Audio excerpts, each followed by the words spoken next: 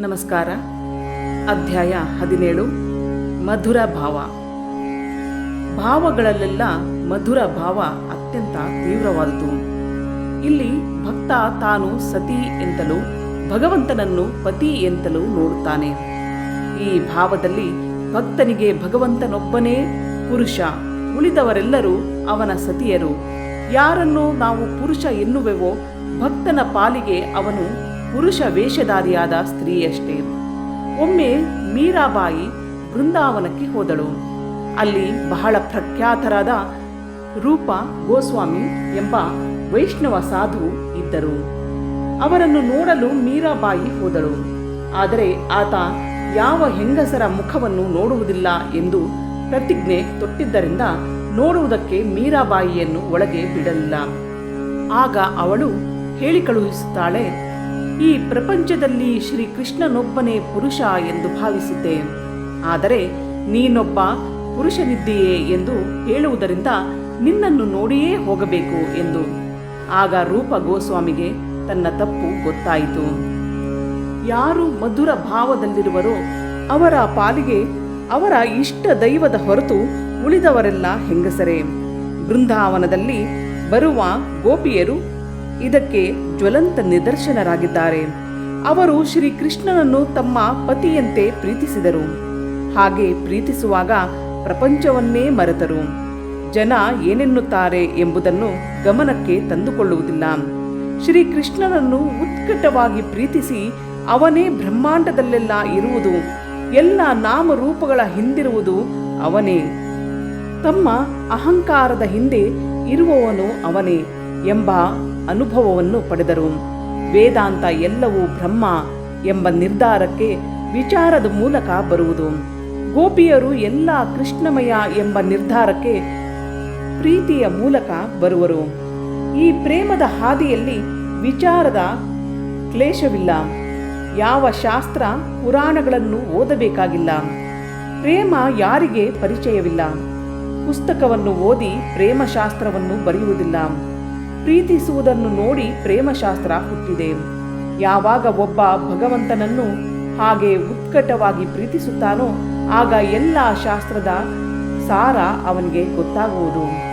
ಜೀವನದಲ್ಲಿ ಪರಮ ಸತ್ಯವನ್ನು ಅವನು ಸಾಕ್ಷಾತ್ಕಾರ ಮಾಡಿಕೊಳ್ಳುವನು. ಶ್ರೀರಾಮಕೃಷ್ಣರು ಈ ಭಾವಕ್ಕೂ ಕೈ ಹಾಕಿದರು. ಹೇಗೆ ಉಳಿದ ಭಾವಗಳನ್ನು ಅವರು ತೀವ್ರವಾಗಿ ಅನುಷ್ಠಾನ ಮಾಡಿದರೋ ಹಾಗೆಯೇ ಈ ಮಧುರ ಭಾವದ ಸಾಧನೆಯನ್ನು ಕೈಗೊಂಡರು. ಈ ಭಾವವನ್ನು ಅಭ್ಯಾಸ ಮಾಡಬೇಕಾದರೆ ಮೊದಲು ತಾವು ಗೋಪಿಯರಂತೆ ಆಗಬೇಕೆಂದು ಭಾವಿಸಿ ಅದರಂತೆ ಸೀರೆ ಉಟ್ಟರು, ತಲೆ ಬಾಚಿಕೊಂಡರು, ಹೆಂಗಸರಂತೆ ಒಡವೆ ವಸ್ತ್ರಗಳನ್ನು ತೊಟ್ಟುಕೊಂಡರು. ಆಗ ಅವರ ಮಾತುಕತೆ, ನಡೆ ನುಡಿಗಳು ಎಲ್ಲ ಸ್ತ್ರೀಯರಂತೆ ಇದ್ದವು. ಅವರ ದೇಹದ ಅಂಗಗಳು ಕೂಡ ಸ್ತ್ರೀಯರಂತೆ ಬದಲಾವಣೆಯಾದವು ಎಂದು ಅವರೇ ಹೇಳುತ್ತಾರೆ. ಈ ಭಾವವನ್ನು ಸಾಧನೆ ಮಾಡುತ್ತಿದ್ದಾಗ ಕೆಲವು ವೇಳೆ ಅವರು ಮಥುರನಾಥನ ಹೆಂಡತಿ ಮತ್ತು ಅವನ ಮಗಳೊಂದಿಗೆ ಕಲ್ಕತ್ತೆಯಲ್ಲಿ ಇರುತ್ತಿದ್ದರು. ಮಥುರನಾಥನ ಮನೆಯ ಹೆಂಗಸರಿಗೆ ಇವರು ತಮ್ಮಂತೆಯೇ ಒಬ್ಬ ಹೆಂಗಸಿನಂತೆ ಕಾಣುತ್ತಿದ್ದರು. ಅವರ ವಿಷಯದಲ್ಲಿ ಸ್ವಲ್ಪವೂ ನಾಚಿಕೆ ಅಥವಾ ಸಂಕೋಚ ಉಂಟಾಗುತ್ತಿರಲಿಲ್ಲ. ಮಥುರನಾಥ ಪ್ರತಿ ವರ್ಷವೂ ತನ್ನ ಮನೆಯಲ್ಲಿ ದುರ್ಗಾ ಪೂಜೆಯನ್ನು ಮಾಡುತ್ತಿದ್ದ. ಆ ಸಮಯದಲ್ಲಿ ಶ್ರೀರಾಮಕೃಷ್ಣರನ್ನು ತನ್ನ ಮನೆಯಲ್ಲೇ ಇರಿಸಿಕೊಳ್ಳುತ್ತಿದ್ದ. ಈ ಬಾರಿ ಶ್ರೀರಾಮಕೃಷ್ಣರು ಮಧುರ ಭಾವದಲ್ಲಿ ಇದ್ದುದರಿಂದ ರೇಷ್ಮೆ ಸೀರೆ ಉಟ್ಟು ದುರ್ಗಾದೇವಿಯ ದಾಸಿ ತಾನೆಂಬ ಭಾವದಲ್ಲಿದ್ದರು. ಮಥುರನ ಹೆಂಡತಿಗೆ ಅವರನ್ನು ಈ ಸ್ಥಿತಿಯಲ್ಲಿ ಬಿಟ್ಟು ಎಲ್ಲಿಯೂ ಹೋಗಲಾಗುತ್ತಿರಲಿಲ್ಲ. ಏಕೆಂದರೆ ಸ್ವಲ್ಪ ದಿನಗಳ ಹಿಂದೆ ಅವರು ಈ ಭಾವದಲ್ಲಿದ್ದಾಗ ಕಾವಲಿಯ ಮೇಲೆ ಬಿದ್ದು ಸುಟ್ಟುಕೊಂಡಿದ್ದರು. ಸಾಯಂಕಾಲದ ಪೂಜೆ ಸನ್ನಿಹಿತವಾಗುತ್ತಾ ಬಂತು. ಶ್ರೀರಾಮಕೃಷ್ಣರನ್ನು ಅವರಿದ್ದ ಸ್ಥಳದಿಂದ ಎಬ್ಬಿಸಲು ಒಂದು ಉಪಾಯ ಮಾಡಿದಳು. ಸಂಜೆ ದೇವಿಗೆ ಮಂಗಳಾರತಿ ಮಾಡುವ ಸಮಯ ಆಯಿತು. ನೀವು ಬಂದು ದೇವಿಗೆ ಚಾಮರ ಬೀಸುವುದಿಲ್ಲವೇ ಎಂದಳು.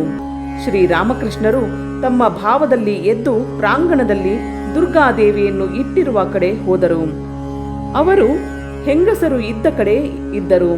ಅಲ್ಲಿಂದಲೇ ದೇವಿಗೆ ಚಾಮರವನ್ನು ಬೀಸುತ್ತಿದ್ದರು. ಮತ್ತೊಂದು ಕಡೆ ಹೆಂಗಸರ ಎದುರಿಗೆ ಮಥುರನಾಥ ಮತ್ತು ಮನೆಯ ಗಂಡಸರೆಲ್ಲ ನಿಂತಿದ್ದರು. ಮಥುರ ಎದುರಿಗೆ ತನ್ನ ಹೆಂಡತಿ ಪಕ್ಕದಲ್ಲಿ ಒಬ್ಬ ಭಕ್ತ ಮಹಿಳೆ ಚಾಮರ ಹಾಕುತ್ತಿರುವುದನ್ನು ನೋಡಿದ. ಆಕೆ ಯಾರೋ ತನ್ನ ಹೆಂಡತಿಯ ಸ್ನೇಹಿತೆ ಇರಬೇಕೆಂದು ಮಥುರ ಭಾವಿಸಿದ. ಅನಂತರ ತನ್ನ ಹೆಂಡತಿಯನ್ನು ಆ ಹೆಂಗಸು ಯಾರು ಎಂದು ಕೇಳಿದ. ಆಕೆ ಶ್ರೀರಾಮಕೃಷ್ಣರೇ ಆ ವೇಷದಲ್ಲಿದ್ದರು ಎಂದಾಗ ಅವನಿಗೆ ಬಹಳ ಆಶ್ಚರ್ಯವಾಯಿತು. ಮಥುರ, ಇದರಲ್ಲಿಯೂ ಅವರನ್ನು ಕಂಡುಹಿಡಿಯುವುದು ಕಷ್ಟ. ಅವರು ತಾನೇ ಯಾರು ಎಂದು ಹೇಳಿಕೊಂಡರೆ ಮಾತ್ರ ಸಾಧ್ಯ ಎಂದನು. ಮಥುರನಿಗೇನೋ ಅವರನ್ನು ಗುರುತಿಸಲಾಗಲಿಲ್ಲ. ಎಂದರೆ ಅವರೊಡನೆ 24 ಗಂಟೆಗಳ ಕಾಲ ಹಲವು ವರ್ಷಗಳಿಂದಲೂ ವಾಸವಾಗಿದ್ದ ಹೃದಯನಿಗೂ ಕೂಡ ಶ್ರೀರಾಮಕೃಷ್ಣರು ಸ್ತ್ರೀ ವೇಷದಲ್ಲಿದ್ದರೆ ಕಂಡು ಹಿಡಿಯುವುದು ಆಗುತ್ತಿರಲಿಲ್ಲ. ಒಂದು ದಿನ ಮಥುರನಾಥ ಹೃದಯನನ್ನು ತನ್ನ ಮನೆಗೆ ಕರೆದುಕೊಂಡು ಹೋಗಿ ಅಲ್ಲಿ ಹೆಂಗಸರು ಇರುವ ಸ್ಥಳದಲ್ಲಿ ನಿನ್ನ ಮಾವನನ್ನು ಗುರುತು ಹಚ್ಚು ಎಂದು ಕೇಳಿದ. ಅಲ್ಲಿರುವ ಹೆಂಗಸರನ್ನೆಲ್ಲ ನೋಡಿದ. ಹೃದಯನಿಗೆ ಅವರಲ್ಲಿ ಯಾರು ತನ್ನ ಮಾವ ಎಂಬುದನ್ನು ತಿಳಿಯಲಾಗಲಿಲ್ಲ. ಈ ಮಧುರ ಭಾವದಲ್ಲಿದ್ದಾಗ ಶ್ರೀರಾಮಕೃಷ್ಣರು ಪ್ರತಿದಿನ ಒಂದು ಹೂವಿನ ಬುಟ್ಟಿಯನ್ನು ತೆಗೆದುಕೊಂಡು ಹೂ ಬಿಡಿಸಲು ಹೋಗುತ್ತಿದ್ದರು. ಹೆಂಗಸರು ನಡೆಯುವಾಗ ಎಡಗಾಲನ್ನು ಮೊದಲು ಇಡುವಂತೆಯೇ ಶ್ರೀರಾಮಕೃಷ್ಣರು ಇಡುತ್ತಿದ್ದರು. ಶ್ರೀರಾಮಕೃಷ್ಣರು ಭಗವತಿಯಲ್ಲಿ ಪ್ರಾರ್ಥನೆ ಮಾಡಿದರು. ತಮಗೆ ಶ್ರೀಕೃಷ್ಣನ ರೂಪಿನಲ್ಲಿ ಸಾಕ್ಷಾತ್ಕಾರವಾಗುವುದಕ್ಕಾಗಿ ಅವನಿಗಾಗಿ ರಾಧೆಯಂತೆ ವಿರಹ ವ್ಯಥೆಯನ್ನು ಪಟ್ಟರು. ಆ ವಿರಹವು ಸಹಿಸಲು ಅಸಾಧ್ಯವಾಗಿತ್ತು. ದೇಹದಲ್ಲೆಲ್ಲ ಉರಿ ಏಳಲು ಆರಂಭಿಸಿತು. ಅವರ ದೇಹದ ರಂಧ್ರಗಳಿಂದ ರಕ್ತ ಹರಿಯತೊಡಗಿತು. ಅಂಗಾಂಗಗಳ ಮೇಲೆ ಸ್ವಾಧೀನವೇ ಇರಲಿಲ್ಲ. ಇಂದ್ರಿಯಗಳ ಪ್ರಜ್ಞೆಯೇ ಇರಲಿಲ್ಲ. ಇವರ ದೇಹ ಬಾಹ್ಯ ಪ್ರಪಂಚಕ್ಕೆ ಸತ್ತಂತೆ ಇತ್ತು. ಹಲವು ದಿನಗಳು ಈ ವಿರಹ ತಾಪದಲ್ಲಿ ಬೆಂದರು. ಶ್ರೀಕೃಷ್ಣನ ದರ್ಶನಕ್ಕಾಗಿ ಉನ್ಮತ್ತರಾಗಿದ್ದರು. ಗೋಪಿಯರಲ್ಲಿ ರಾಧೆ ಕೃಷ್ಣನನ್ನು ಪ್ರೀತಿಸುವುದರಲ್ಲಿ ಅಗ್ರಗಣ್ಯಳು ಎಂದು ಹೇಳುತ್ತಾರೆ. ಶ್ರೀಕೃಷ್ಣನ ದರ್ಶನವಾಗಬೇಕಾದರೆ ಮೊದಲು ರಾಧೆಯ ಅನುಗ್ರಹ ಬೇಕು ಎನ್ನುತ್ತಾರೆ. ಅದಕ್ಕಾಗಿ ರಾಧೆಯನ್ನು ಧ್ಯಾನಿಸತೊಡಗಿದರು. ಸ್ವಲ್ಪ ದಿನಗಳಲ್ಲೇ ರಾಧೆ ಪ್ರತ್ಯಕ್ಷಳಾದಳು. ರಾಧೆಯ ಅನುಪಮ ಸೌಂದರ್ಯ ಮತ್ತು ಮಾಧುರ್ಯವನ್ನು ಮಾತಿನ ಮೂಲಕ ಬಣ್ಣಿಸುವುದಕ್ಕೆ ಆಗುವುದಿಲ್ಲ. ಅವಳನ್ನು ನೋಡಿದರೆ ಗೊತ್ತಾಗುತ್ತಿತ್ತು ಶ್ರೀಕೃಷ್ಣನ ಮೇಲಿನ ಪ್ರೇಮದ ಅಮಲಿನಲ್ಲಿ ಅವಳು ಎಲ್ಲವನ್ನೂ ಮರೆತಿದ್ದಳು ಎನ್ನುವುದು. ಈ ರಾಧೆ ಅನಂತರ ಶ್ರೀರಾಮಕೃಷ್ಣರಲ್ಲಿ ಐಕ್ಯವಾದಳು. ಅಂದಿನಿಂದ ಶ್ರೀರಾಮಕೃಷ್ಣರು ತಾವೇ ರಾಧೆ ಎಂದು ಭಾವಿಸಿ ಶ್ರೀಕೃಷ್ಣನನ್ನು ಪ್ರಾರ್ಥಿಸತೊಡಗಿದರು. ಆ ಸಮಯದಲ್ಲಿ ರಾಧೆಯ ಮಹಾಭಾವ ಇವರ ಮೇಲೆ ಬಂತು. ಅವರ ಈ ಭಾವ ಹಿಂದೆ ಪುರಾಣಗಳಲ್ಲಿ ಬರುವ ರಾಧೆ ಮತ್ತು ಚಾರಿತ್ರಿಕ ಕಾಲದಲ್ಲಿ ಬಂದ ಚೈತನ್ಯರು ಇವರಲ್ಲಿ ಇದ್ದಂತೆಯೇ ಇತ್ತು ಎಂದು ಬ್ರಾಹ್ಮಣಿ ಮತ್ತು ವೈಷ್ಣವ ಚರಣ ಇವರು ಹೇಳುತ್ತಾರೆ. ಒಂದು ವ್ಯಕ್ತಿಯಲ್ಲಿ ಭಗವಂತನ ಮೇಲೆ ಇರುವ 19 ಭಾವಗಳು ಸಂಗಮವಾದರೆ ಅದನ್ನು ಮಹಾಭಾವ ಎನ್ನುತ್ತಾರೆ.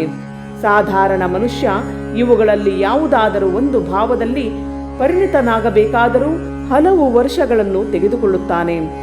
ಆದರೆ ಶ್ರೀರಾಮಕೃಷ್ಣರಲ್ಲಿ 19 ಭಾವಗಳು ತಮ್ಮ ಪರಾಕಾಷ್ಠೆಯನ್ನು ಮುಟ್ಟಿದ್ದವು.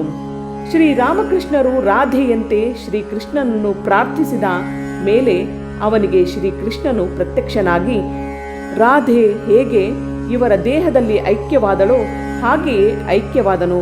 ಸುಮಾರು 2-3 ತಿಂಗಳು ಈ ಭಾವದಲ್ಲೇ ಅವರು ತನ್ಮಯರಾಗಿದ್ದರು. ಆ ಸಮಯದಲ್ಲಿ ತಮ್ಮಲ್ಲೇ ಶ್ರೀಕೃಷ್ಣನನ್ನು ಕಾಣುತ್ತಿದ್ದರು. ಈ ಜಗತ್ತೆಲ್ಲ ಕೃಷ್ಣಮಯವಾಗಿತ್ತು. ಸ್ವಲ್ಪ ಕಾಲದ ಮೇಲೆ ಅವರು ಸಾಧಾರಣ ಭೂಮಿಕೆಗೆ ಇಳಿದು ಬಂದರು.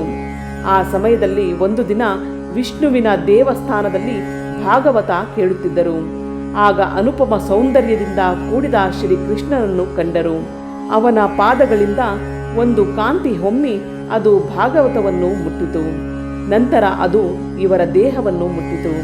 ಅನಂತರ ಶ್ರೀರಾಮಕೃಷ್ಣರು ಭಾಗವತ ಭಕ್ತ, ಭಗವಂತ ಇವು ಬೇರೆ ಬೇರೆಯಾಗಿ ಕಂಡರೂ ಇವುಗಳೆಲ್ಲ ಒಂದೇ ಎಂಬ ನಿರ್ಧಾರಕ್ಕೆ ಬಂದರು.